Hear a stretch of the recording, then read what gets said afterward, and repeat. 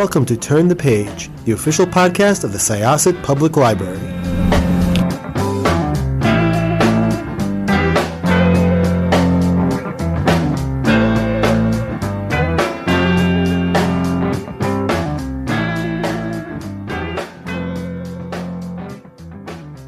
Welcome to the Turn the Page podcast. My name is Ralph Guiteau, and joining us today is author Tao Wong, author of such books as the System Apocalypse series and The Thousand Li, The First Step, which is that the first book in your series? Yeah, that's the first book in the Thousand Li series. Okay, excellent. So thank you for joining us. Thank you for having me. First question would be, well, I always like to start with your origin story. How did you get into writing and your process? And I want to get the listeners to know a little bit about you. Okay. I think like most writers, I started writing when I was a kid. I think I have a vague memory of writing little short stories, literally with a pen and paper when I was 6 or 7 kind of thing, just little things that I jotted down.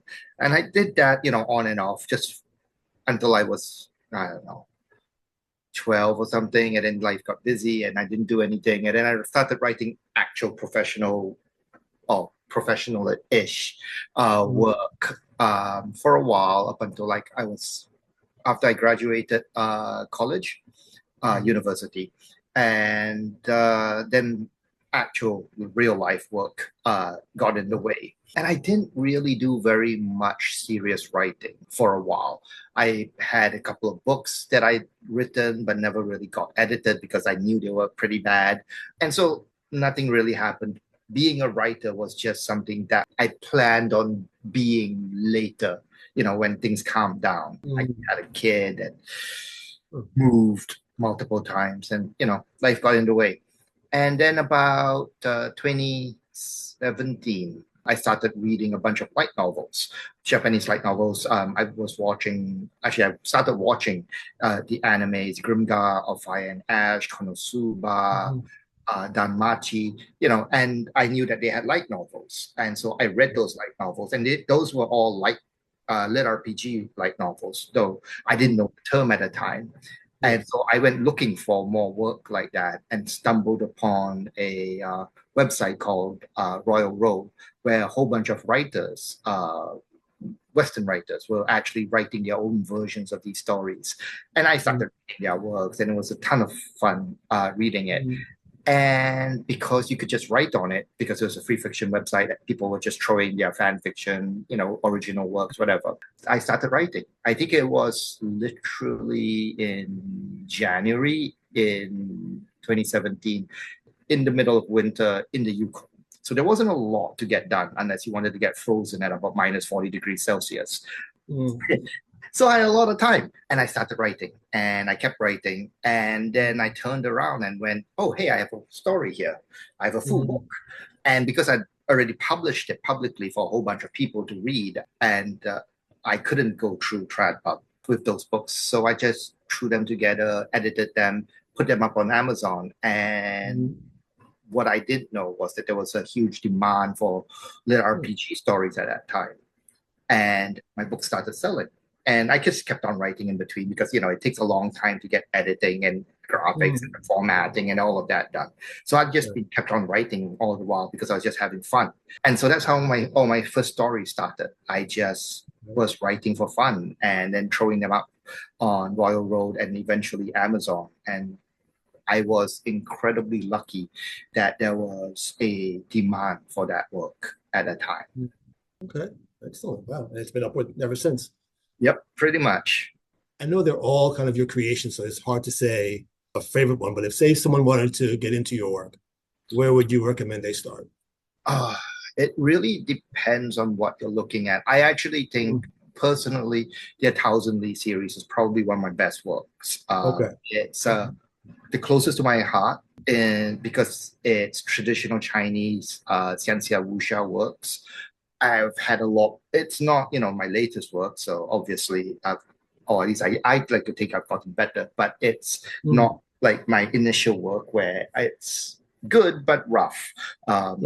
So, and I wrote the first step very much as a introduction to cultivation stories and xianxia. So there are a lot of footnotes inside the stories. There's a lot of explanations about cultural aspects or terms that I might use that if you're reading cultivation stories outside of it, you might not have explained to you properly because there's a lot of cultivation stories that are very popular come from China. And so they've got the background, right? They know everything is there and what are these terms and metaphors and is that they don't need it explained. Right. So by cultivation, so you mean like is it like a character is over the course of the novel, the character like progresses, like they get, more powerful, more abilities, more and such? Yeah. Okay. Yeah. Okay. So the first step is basic, and a Thousand Li series is I describe it as a farmer's journey to immortality. And the idea of cultivation comes from the Taoist concepts and principles that you can cultivate immortality itself via certain practices, meditation, drinking certain alchemical potions, and so on and so forth.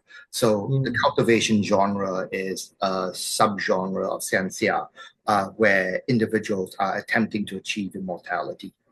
Okay. Oh, all right. Just want to let our listeners know in case they weren't familiar. I like to see that lately, well, I would say the past 10 years or so, I've seen a lot more non-medieval European fantasy. And I'm very happy to see that. I remember as a kid playing Dungeons and Dragons, and they had and my three best friends at the time were all Vietnamese. And I was sitting around a table saying, wow, we should be something like set in either, ancient China or Japan or something with a different setting. Because, I mean, after a while, it was something a little bit different. And then they came up with, I hate to use this term because it's kind of an outmoded term, but the Oriental Adventures book, sort of that event, and there it was. And so I'm happy to see that novelized now. I had read a work by another author, R.F. Kuang. She did the series, The Poppy War, I liked it. So I'm really happy to see that, it's continuing, it's growing, and I like to see more of that in the future. I was going to say there's a lot of great work being put out by TradPub in particular. Things like I personally really enjoy The Magic Steeped in Poison, where it's ancient China, but the magic system comes from tea. Oh, wow. Oh, interesting. Oh, it's okay. really well done. It's a completed duology. That's obviously Fondali's The Jade War trilogy. It's urban fantasy, more like Kowloon, semi-modern. But yeah, it's nice to see all of these settings come out that aren't. Definitely. Do you draw your inspiration more from sort of like you mentioned before, sort of the traditional stories from China and everything? Is that most of your inspiration, for example, for the work you're doing now? But how about for the other series like System Apocalypse? Like, where did you get that from? Okay.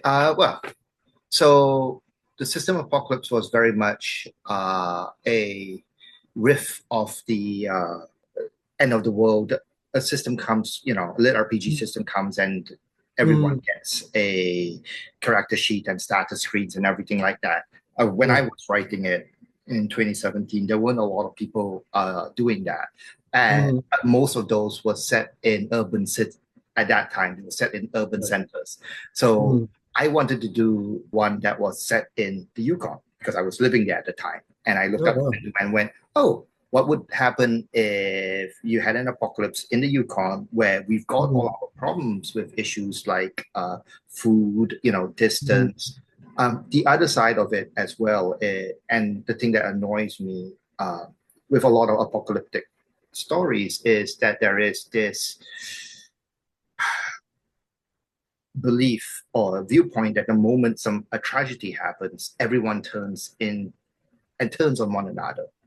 Those Mad Max, right? Yeah, Yes, exactly. It's Mad Max things. Yes. What we actually know for the majority of times when things that go bad is that people pull together into small clusters, into groups, and they help one another. And I certainly can see that, or could see that in the Yukon, where everyone knows each other. Right? It's a small community. It's like 30,000 people in the entirety of the Yukon. So it's not very big. So turning on one another it's not as easy, right? You don't, you know the person that you're going to, or you know someone who knows that person. And so I wanted to write a bit more. I've had people call it a socialist apocalypse. Oh, okay. Yeah, interesting. Okay. It's a more community-oriented viewpoint Mhm. on it, because you've got people who know one another. It's still tragedy and there's still a lot of death and whatnot. Right. I was kind of combining those kind of concepts of a rural world and that RPG and that. Okay. Okay. Yeah, I didn't think of that actually. You're right. It is kind of a trope at this point that everything goes to hell. I mean, everybody's, I think everybody from Stephen King onward has done things like that. So well, that's a good point. I like that.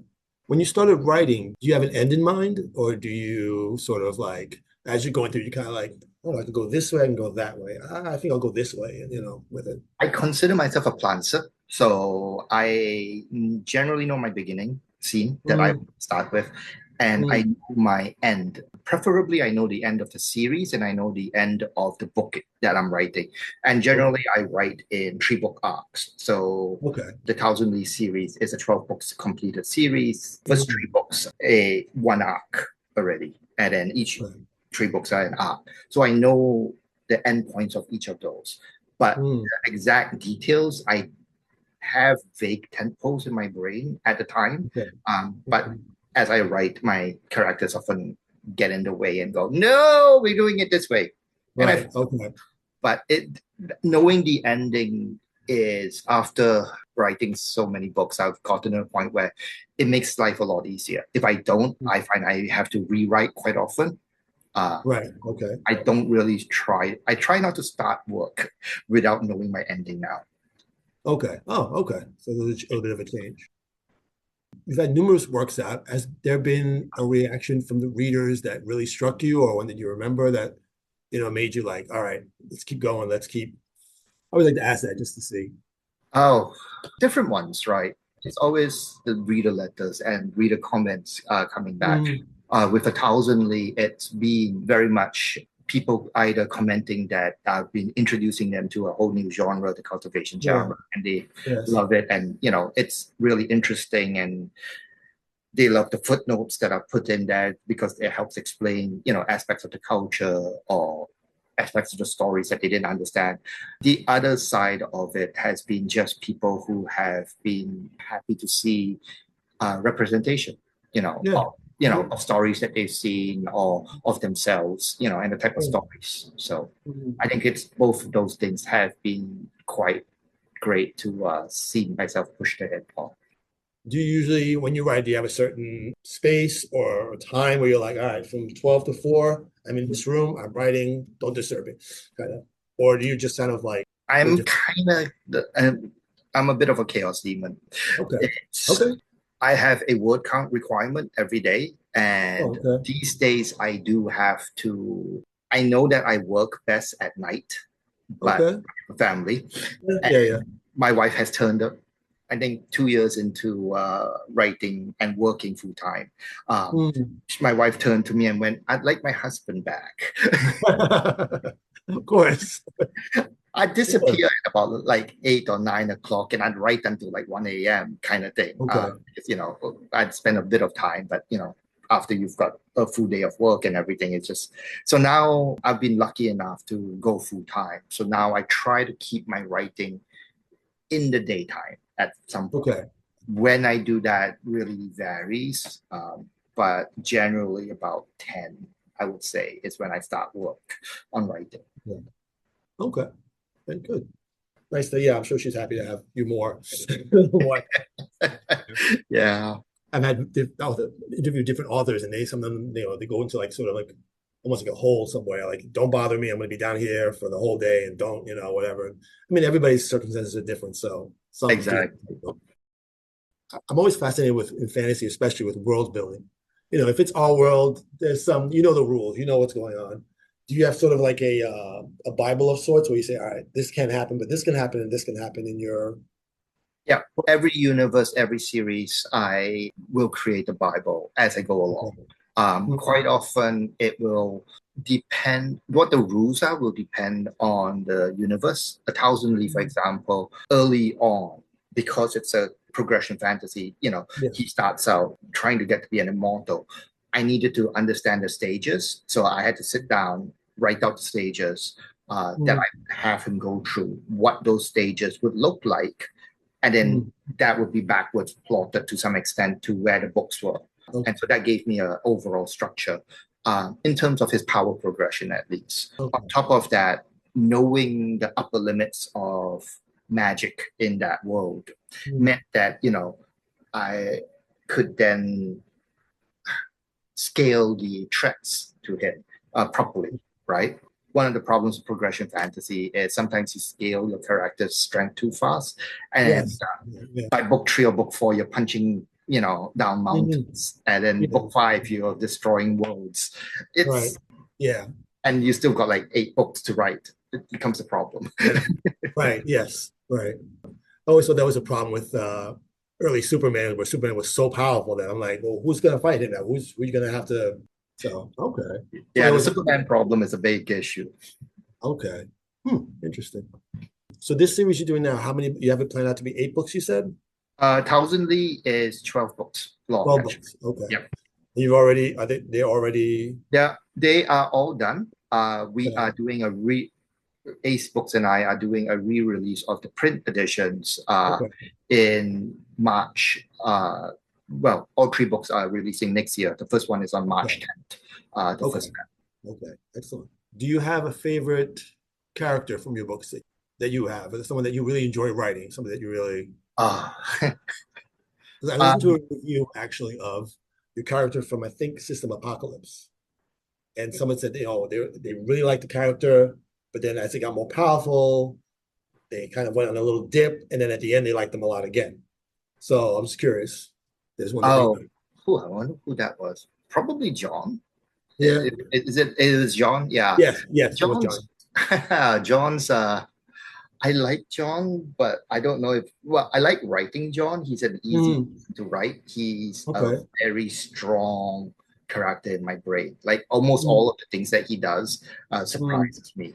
Actually, a lot of the System Apocalypse characters have surprised me. A couple of them have just killed themselves mm. after the book. I'm like, what? Oh, yeah, yeah. And then you're still sitting there going, I guess, okay, this makes sense. But damn, I'm going to have to rethink about what I'm doing for the next few books. Yeah. But John's fun to write. He's broken. Mm, He's difficult in that sense because he's all rage and hurt and unwillingness to change in right. many ways. Yeah. He's in some ways an anti-hero. I wouldn't necessarily call him. It's hard to say. Mm.